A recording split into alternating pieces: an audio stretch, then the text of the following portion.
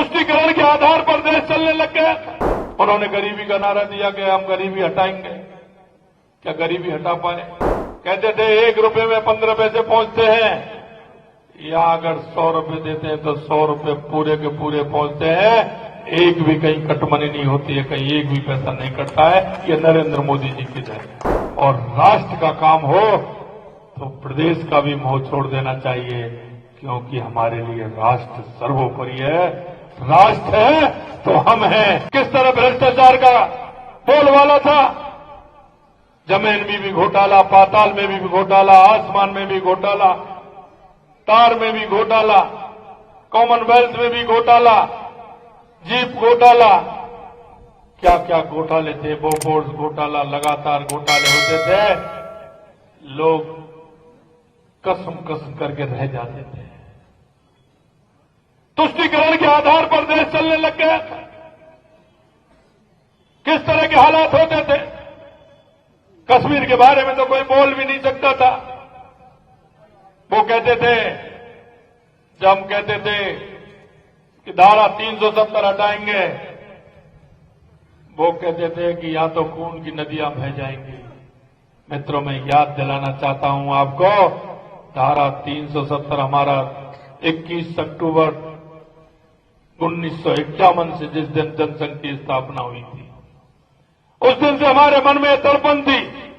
हमने हमारे हर घोषणा पत्र में लिखा था कि अगर पूर्ण बहुमत की सरकार आएगी, धारा 370 हटाएंगे।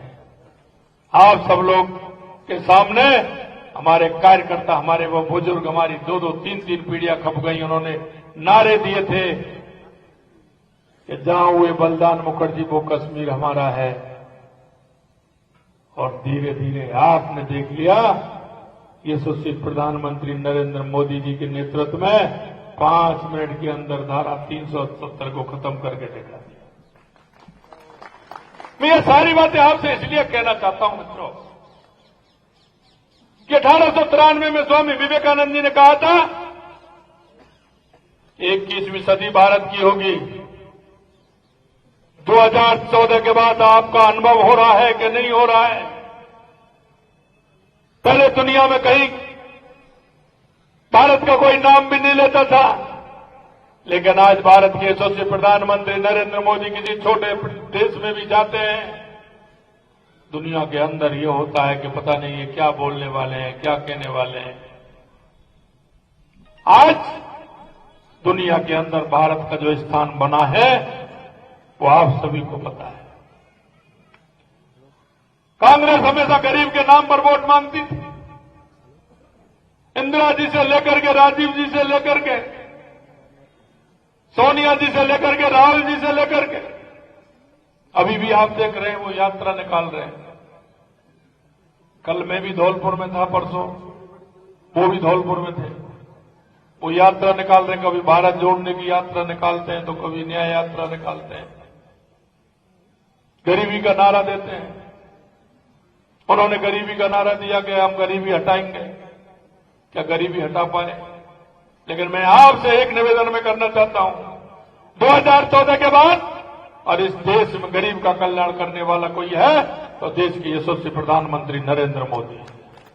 आपको धरातल पर दिख रहा होगा, आपने धरातल पर देखा होगा।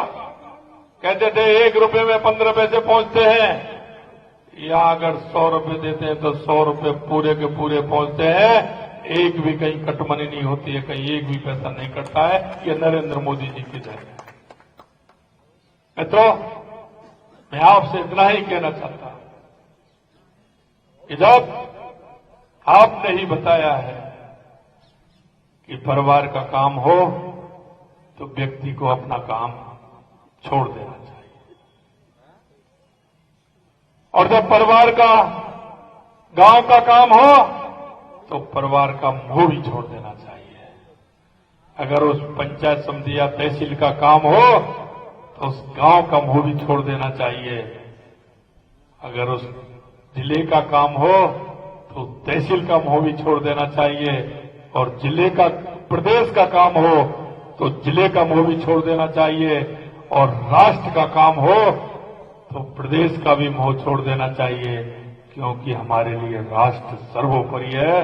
राष्ट्र है तो हम हैं। ये परिभाषा आप लोगों ने दी है, हमारे गुरुजनों ने दी।